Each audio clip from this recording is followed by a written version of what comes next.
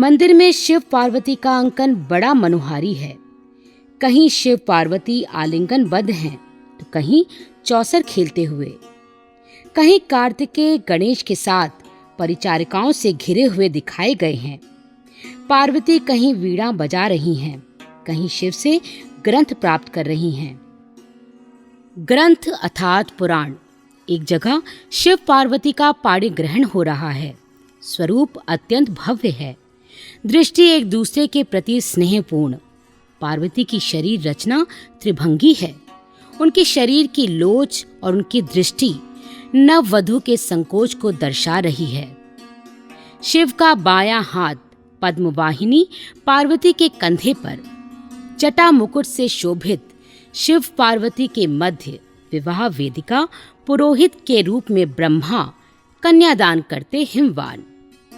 विष्णु आदि सभी देवता उपस्थित हैं। शिव पार्वती अधिकतर मूर्तियों में आलिंगनबद्ध मुद्रा में कैलाश पर्वत पर आसीन है। शिव पुराण में एक कथा आती है।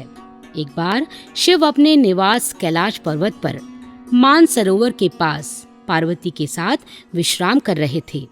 उसी समय उनका भक्त रावण अपनी शिव भक्ति के दर्प में वहां आया और अंतःपुरा में जाने का प्रयास करने लगा। द्वारपाल ने उसे रोका। रावण बहुत क्रोधित हुआ और उसने समस्त कैलाश पर्वत को ही उठाकर ले जाना चाहा।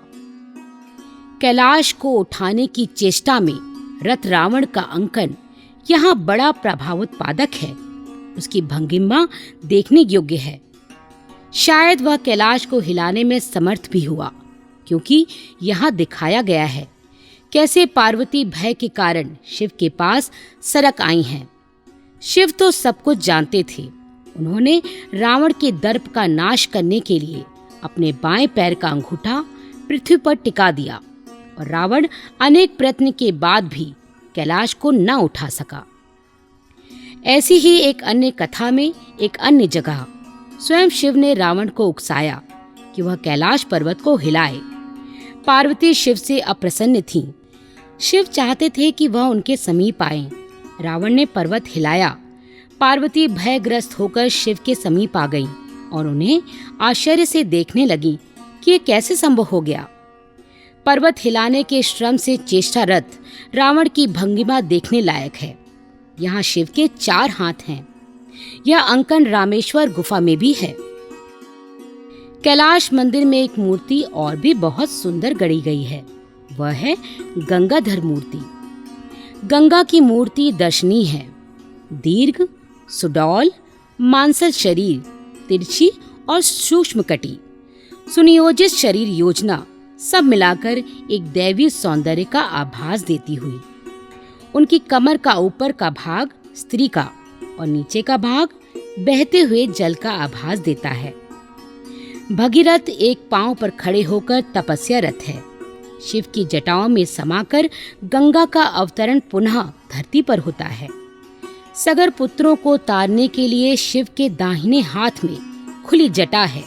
शिव के बाईं ओर पार्वती खड़ी हैं, सौम्य मुद्रा में। एलोरा से वापस लौटते हुए बीच में हम कुछ देर तक रुके औरंगजेब की मजार देखने के लिए। इतिहास में औरंगजेब जहां अपनी कट्टरता और धार्मिक असहिष्णुता के लिए जाना जाता है, वहीं अपनी कर्मनिष्ठा और ईमानदारी के लिए भी।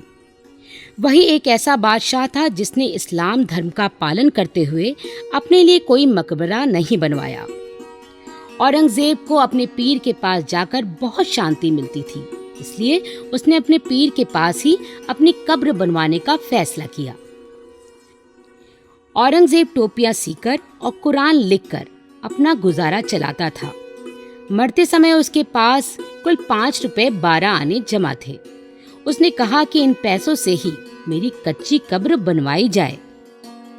मैंने देखा कि पीर की दरगाह से बाहर की ओर सटी हुई एक कब्र है, जिसके सिरहाने काली सब्ज यानी श्यामा तुलसी का एक पौधा लगा हुआ है। औरंगजेब की तरह उसकी कब्र भी बिल्कुल सादी और आडंबर रहित है। औरंगजेब की कब्र देखने के बाद हमने उसके पास ही दौलताबाद का किला देखा। दौलताबाद का किला दुर्ग स्थापत्य और इंजीनियरिंग का अद्भुत करिश्मा है। ऊंची ऊंची दीवारें और भव्य मीनारें, जहां से खड़े होकर सैनिक सारी सुरक्षा पर कड़ी निगाह रख सकते थे। किले में पानी पहुंचाने के लिए जिस तरह जगह जगह दीवारें बनाकर पानी की एक एक बूंद को इकट्ठा किया गया और पाइपलाइनों द्वारा ऊपर पहाड़ों तक पहुंचाया गया, उसे देखकर आज के इंजीनियर भी दांतों तले उंगली दबाते हैं। अजंता, एलोरा तथा औरंगाबाद की मधुर स्मृतियां संजोए हम बंबई लौट आए। स्मृतियां जो H.W. लॉन्गफेलो की डैफोडिल्स कविता के डैफोडिल्स के फूलों की तरह थी। बंबई पहुंचते ही पुरानी दिनचर्या शुरू हो गई। बेटा 5 वर्ष का हो गया था। सुना था बंबई में स्कूलों में दाखिले बड़ी मुश्किल से मिलते हैं। माँ बाप के भी इंटरव्यू होते हैं, जैसे उन्हें स्वयं ही पढ़ना हो। खैर, मैंने पता लगाया तो मालूम पड़ा वार्डन रोड पर ब्रिज कैंडी स्कूल है। काफी प्रसिद्ध स्कूलों में गणना होती है उसकी। पहले किसी अंग्रेज परिवार के हाथ में प्रबंध था, अब किसी जवेरी परिवार ने प्रबंध अपने हाथ में ले लिया है। मैंने समय निश्चित किया और पहुंच गई मैडम के कमरे में। गंभीर मुद्रा में जो मैडम बैठी थीं, काफी आधुनिका लग रही थीं। मैंने उन्हें बताया, जी मैं अपने बेटे को आपके स्कूल में भर्ती करवाना चाहती हूँ। बहुत तारीफ सुनी है स्कूल की। वह तो ठीक है, पर आपने उसे घर में कुछ पढ़ाया है? मैडम ने पूछा। जी अंग्रेजी की वर्णमाला ये जानता है, ए से लेकर जेड तक लिख लेता है। मैंने बड़े ही आश्वस्त स्वर में कहा। Okay okay baby, come here, let me see what have you learned at home. Madam ने अमित की ओर मुखातिब होकर कहा। अमित बेचारा कुछ समझ नहीं सका। हम तो घर में हिंदी की बातचीत करते थे, हमारे घर में अंग्रेजी में बातचीत होती ही नहीं थी। वैसे सुना अवश्य था कि बंबई में छोटे छोटे बच्चे भी अंग्रेजी बोलते हैं। मैं अमित के एडमिशन के बारे में शंकित हो गई। अब मैडम ने मुझसे कहा, you see your child can't understand a word of English, he does not the meaning of come and go even, how can I admit him. मैंने सोचा बच्चे ने अंग्रेजी नहीं बोली, माँ ने भी हिंदी में ही बात की, तो शायद मैडम मुझे गंवार बेपढ़ा लिखा समझ रही हैं। इसलिए मैंने इस बार इंग्लिश में बात की, पर मैडम ने फिर भी कहा, नो यू डोंट अंडरस्टैंड। मुझे बहुत क्रोध आया। मैं तैश में बोली, आप मुझे लिखकर दे दीजिए कि आप इसे इसलिए नहीं ले रही हैं क्योंकि यह इंग्लिश नहीं समझता है। इस पर मैडम ठंडी पड़ गई। कहने लगी, ठीक है मैं इसे एडमिट करती हूँ, किंतु 6 महीने के अंदर इसने इंग्लिश बोलना पिकअप नहीं किया तो फिर मैं लाचार होंगी। मैंने सोचा बात बढ़ाने से कोई फायदा नहीं। मुझे अपने बेटे पर विश्वास था और वही हुआ। न केवल वह 1 साल के अंदर इंग्लिश बोलने और समझने लगा, बल्कि उसने पढ़ाई में डबल प्रमोशन भी लिया। उस दिन ऑफिस से लौटकर ठाकुर ने बताया कि गोपाल जी आज ऑफिस आया था। मैंने कहा, बड़ी हिम्मत है उसकी। हाँ, मेरे कमरे के दरवाजे पर लाल बल्ब जल रहा था। इसका अर्थ कितना गंभीर है। सब जानते हैं कि भीतर हॉटलाइन पर किसी के साथ कोई खास बात हो रही है या कोई खास बैठक चल रही है। खुफिया बैठक, तभी लाल बल्ब जलता है और तब वहां किसी का भी आना मना होता है। चपरासी ने रोका नहीं? मैंने पूछा। रोका था। चपरासी ने तो यहाँ तक कहा था कि उसकी नौकरी खतरे में पड़ जाएगी। मुलाकात 1 मिनट क्या 1 सेकंड के लिए भी नहीं हो सकती। पर तुम गोपाल को जानती तो हो, कितना बेशर्म और चिपकू आदमी है। क्यों आया था? मैंने पूछा। किसी शोरूम का उद्घाटन होने वाला है, उसी का कार्ड देने आया था। अरे, उसे तो किसी के भी हाथ भिजवा सकता था या फिर आपके चपरासी को देकर जा सकता था। हाँ, वह दे तब ना। वह पट्ठा तो बैठा रहा जैसे आमरण अनशन पर बैठा हो। कहने लगा, साहब के हाथ में ही दूंगा। और 1 घंटे बाद जब मैं बाहर निकला तब मेरे हाथ में पकड़ाकर ही माना। कहने लगा, किसी के हाथ भी कार्ड आपको भिजवा सकता था, पर खुद आया हूँ आपको निमंत्रण देने के लिए। खास आपको बुलाने के लिए। आइएगा जरूर, भाभी और बच्चों को भी लाइएगा। तो आप क्या जाएंगे? मैंने पूछा। तुम भी क्या बात करती हो? ठाकुर बोले। मैं और जाऊंगा? इतवार की शाम थी, हमारी अपनी शाम। पूरे हफ्ते में मुश्किल से तो एक शाम मिलती है जब सब साथ रह सके। गोपाल के वहां ना जाने का फैसला तो हो चुका था, पर फिर भी ठाकुर के दिमाग में कुछ उथल पुथल हो रही थी। मैं जानती थी। मैंने पूछा, क्या बात है? कमबख्त निमंत्रण पत्र के टुकड़े कर उसी पल फेंक दिए थे, फिर भी एक एक शब्द जैसे दिमाग में जमकर रह गया है। मैं साड़ी पर कंधे के पास पिन लगाती बोली, नहीं जा रहे हैं, बस बात खत्म। चलो इस बहाने हम साथ साथ बाहर तो निकले। तभी अमित बोल पड़ा, क्यों पापा, हम लोग जब नहीं पहुंचेंगे तो गोपाल अंकल खुद आ जाएंगे हमें बुलाने। तब मैंने सोचा, बच्चे चाहे छोटे हों, बड़ों की बात पर कैसे कान लगाए रहते हैं। जानबूझकर नहीं, अनजाने में ही सही। बातें जो घर में होती हैं बच्चों के कानों में पड़ती ही हैं। आने दो, अगर आते हैं आए और देखें ये बड़ा सा ताला दरवाजे पर लटकता हुआ। ठाकुर ने ताले को खिलवाड़ करते हुए उछाला। तभी अमित से एक भूल और हो गई। बच्चा ही तो था। बोला, क्या पापा हम गोपाल अंकल से डरकर घर से भाग रहे हैं? ठाकुर का चेहरा एकदम तमतमा गया। यही गृहस्थी है और यही जीवन है। अभी पल भर पहले लग रहा था कि शाम अच्छी गुजरेगी। मैंने व्याकुल होकर ठाकुर को देखा। क्या बोले तुम अमित? मैं गोपाल से डरूंगा? मैंने तुरंत अमित को डांटा। अमित, जो भी मुंह में आता बोल देते हो, बोलना सीखो, अब तुम इतने छोटे नहीं रहे। अमित का चेहरा बुझ गया। सॉरी पापा। बेचारा अमित, उसकी कोई गलती नहीं थी। फिर भी लेकिन ठाकुर ने सॉरी शब्द जैसे सुना ही नहीं। तैश में आकर बोलना शुरू किया तो बोलते ही चले गए। तुम सोचते हो ये मेरा आइडिया है? No, this is your mummy's idea. समझे? ये सिर्फ तुम्हारी मम्मी है जो नहीं चाहती कि हम घर में रहें और उसके सामने आने का खतरा मोल लें। और फिर लगातार मेरी ओर इशारा करके कहना शुरू किया, क्यों, क्या मैंने लगातार नहीं कहा कि हम घर में ही रहें, आज कहीं ना जाएं? वह रे पुरुष, उस समय ठाकुर नहीं बोल रहे थे, पति का दंभ बोल रहा था। पति जो कभी कभी अकारण ही कितना कठिन हो जाता है, अपने हिस्से की सारी धूल पत्नी के ऊपर डाल देता है और स्वयं धूल झाड़कर अलग खड़ा हो जाता है। ऐसे समय यदि पत्नी भी कड़क उठे तो घर में महाभारत हो जाए। स्थिति समझते हुए मैंने कहा, अरे अगर मैं चाहती हूँ कि आज की शाम पूरा परिवार बाहर निकले, खाए पिए, घूमे फिरे, कारण कोई भी हो, तो किसी को क्या तकलीफ है? ठाकुर सोच रहे थे मैं उनकी अकारण चलाए बाण को सह न सकूंगी और भड़क उठूंगी। जब ऐसा कुछ नहीं हुआ तब परम आश्चर्य से इधर उधर ताकने लगे और बोले, तकलीफ किसको है? तकलीफ किसने कहा तकलीफ है? बच्चों ने भी स्थिति की नजाकत को पहचान लिया। बोले, कम मम्मी, लेट अस एंजॉय। हम उस दिन घूम तो आए, बच्चों को मेरीन ड्राइव पर घोड़ा गाड़ी में घुमाया भी, किंतु मुझे पता था कि अंदर ही अंदर ठाकुर को कुछ मथ रहा था। फिर भी मैंने कुछ नहीं कहा। उनका मन होगा तो वे अवश्य बताएंगे, अन्यथा चुप रहना ही अच्छा है। अनजाने में अगर अमित की तरह कोई बात मुंह से निकल गई तो फिर ज्वालामुखी फट पड़ेगा। रात हो गई थी। मैं घर के कामकाज निपटाकर जब बेडरूम में पहुंची तब तक ये सो चुके थे। मैं भी लेट गई, थकी हुई थी।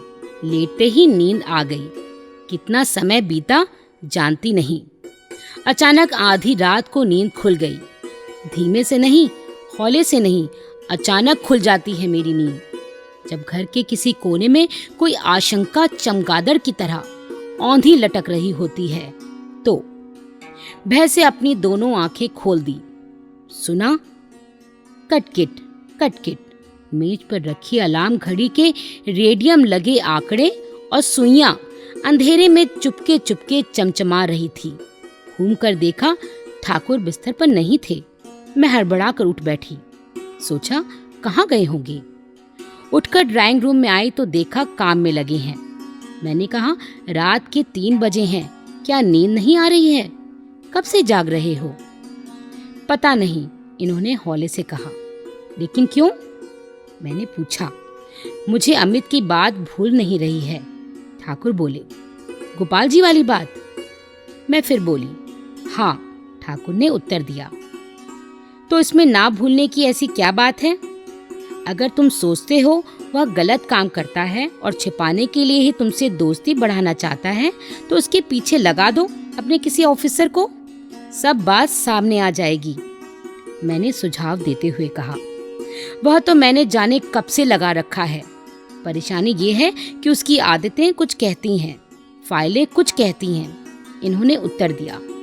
क्या कहती हैं फाइलें? मैंने धीरे से पूछा। यही कि वह हिसाब किताब में कुछ जरूरत से ज्यादा तेज है। अपने सब कागज, बही खाते, कैश बॉक्स के इतना क्लीन रखता है कि 1 रुपए की हेरा फेरी भी पकड़ में नहीं आती है। बुक्स के हिसाब में जितना टैक्स बनता है वह बराबर भरता है। ठाकुर ने समझाते हुए कहा, यानी जो कुछ भी गोपाल के पास है वह सब डिक्लेयर्ड है, व्हाइट है, ब्लैक कुछ भी नहीं है। मैंने हैरान होते हुए पूछा, फाइलें तो यही कहती हैं, जबकि उसका बर्ताव, उसका बिहेवियर कुछ और कहता है। ठाकुर ने फिर अपनी बात दोहराई। फिर तो मैं यही कहूंगी कि तुम्हारा अहम टकरा रहा है कि तुम्हारी इंट्यूशन लत कैसे निकली, या फिर ये तुम्हारा वहम भी हो सकता है। मैंने कहा, मेरी छठी इंद्रिय मुझे कभी धोखा नहीं देती हैं। आज तक तो इसने धोखा दिया नहीं है। तो फिर एक काम करो, इंसान की जिंदगी बड़ी पेचीदा चीज है। सही काम करने के लिए भी सही वक्त का इंतजार करना पड़ता है, मगर वक्त ही सही ना हो तो सही काम भी गलत हो सकता है। इसलिए चलो और सो जाओ। जब गोपाल को निश्चय हो जाएगा कि तुम सारी बातें भूल चुके हो और उसके अब तक के व्यवहार से चिढ़े नहीं हो, तो वह स्वयं ही लापरवाह हो जाएगा और कहीं न कहीं पकड़ा जाएगा। मैंने इन्हें समझाते हुए कहा, सुशी, यू आर ग्रेट। इतनी सी बात मेरी समझ में क्यों नहीं आई? ये सही है, इस समय वह जरूरत से ज्यादा चौकन्ना है। Sushi, I love you. Thakur ने प्यार से मुझे देखते हुए कहा। क्या? वही पिटी पिटाई बात, अब बस भी करो। मैंने कहा, नहीं sushi, I really love you. इनकी शांति लौट आई थी, मन निश्चित हो गया था। मुझे और क्या चाहिए था। हम वापस ड्राइंग रूम से बेडरूम में लौट आए। पैडर रोड पर रहते हुए बंबई की एक लोकप्रिय शख्सियत से मुलाकात हुई। उनका नाम था रामरिक मनहर। मारवाड़ी समाज में उनकी अच्छी पहुंच थी। बड़े और छोटे सभी लोगों में उठना बैठना था। वैसे वह छोटे कद के आदमी थे, गेहुआ रंग, डील डॉल न भारी न दुबला, हर वक्त ठहाके लगाने वाला आदमी। कोई भी बात बिना ठहाके नहीं करते थे। ठेठ मारवाड़ी स्टाइल में धोती कुर्ता पहनते। बंबई की सामाजिक, साहित्यिक, सांस्कृतिक गतिविधियों में उनकी अच्छी पैठ थी। वैसे वे कविता कम करते थे, चुटकुले अधिक सुनाते थे। उनकी एक विशेषता थी, उनका एक कान आधा कटा हुआ था, जिसके बारे में वे अक्सर एक चुटकुला सुनाते थे। एक बार उन्होंने सुना कि प्लास्टिक सर्जरी से बेडौल शरीर ठीक हो जाते हैं। शरीर का कोई नुक्स हो, चोट का निशान हो, प्लास्टिक सर्जरी सभी टूटे फूटे अंगों को ठीक कर देती है। सो एक दिन मनहर जी पहुंच गए एक प्लास्टिक सर्जन के यहाँ। अपना कान दिखाया और पूछा, डॉक्टर साहब, इस कान को ठीक करने की क्या फीस लगेगी? कितना खर्चा आएगा? डॉक्टर ने कहा, कुल 1000 रुपया खर्चा आएगा। ऐसा करिए, 500 रुपए मुझे दे दीजिए और दूसरा कान भी आधा काट दीजिए। मनहर जी ने ठहाका लगाते हुए कहा। मनहर जी को अंग्रेजी नहीं आती थी, फिर भी यदि कोई अंग्रेजी में बोलता था तो कोशिश जरूर करते थे, अपनी टूटी फूटी अंग्रेजी में अपनी बात का सही मतलब समझाने की। एक बार सुना मनहर जी की पत्नी कई दिन से बीमार है। वे हमारे घर अक्सर घूमते फिरते आ जाते थे। एक दिन आए तो मैंने पूछा, Manhar ji, how is your wife? Manhar ji, आपकी पत्नी कैसी है? Something is better than nothing, फटाक से उनका जवाब था। उनका तात्पर्य था कि पहले से अब ठीक हैं। मनहर जी की एक बड़ी खूबी थी कि वे साहित्यकारों, पत्रकारों, कवियों, लेखकों की खूब मदद करते थे। बाहर से कोई लेखक या कवि आ भर जाए और मनहर जी को पता चल जाए, बस उनके रहने खाने ठहरने का सारा इंतजाम वह करा देते थे। कोई अजनबी कवि बाहर से आए और बंबई जैसी नगरी में बीमार पड़ जाए तो उसकी देखभाल, उसके खाने पीने का इंतजाम, उसे अस्पताल में भर्ती कराने का प्रबंध सब मनहर जी अपने सर ओढ़ लेते थे। बिना किसी प्रलोभन के मरीज को दवा, फल आदि पहुंचाते। बिना किसी प्रत्याशा के 1-2 दिन नहीं, महीनों तक ये सिलसिला चलता रहता। जब तक वह स्वस्थ होकर अपने घर न चला जाता, तब तक मनहर जी की जिम्मेदारी खत्म नहीं होती थी। मेरे पति को वे भाई साहब कहते थे। उनके माध्यम से कई लेखकों, कवियों, शायरों से हमारी मुलाकात हुई। कई शामें साहित्यिक चर्चाओं, कवि गोष्ठियों, संगीत सभाओं और शायरी की महफिलों के कारण रंगीन हुई। किसी शायर या लेखक को किसी ने परेशान किया, बस मनहर जी उसे हमारे यहाँ ले आते।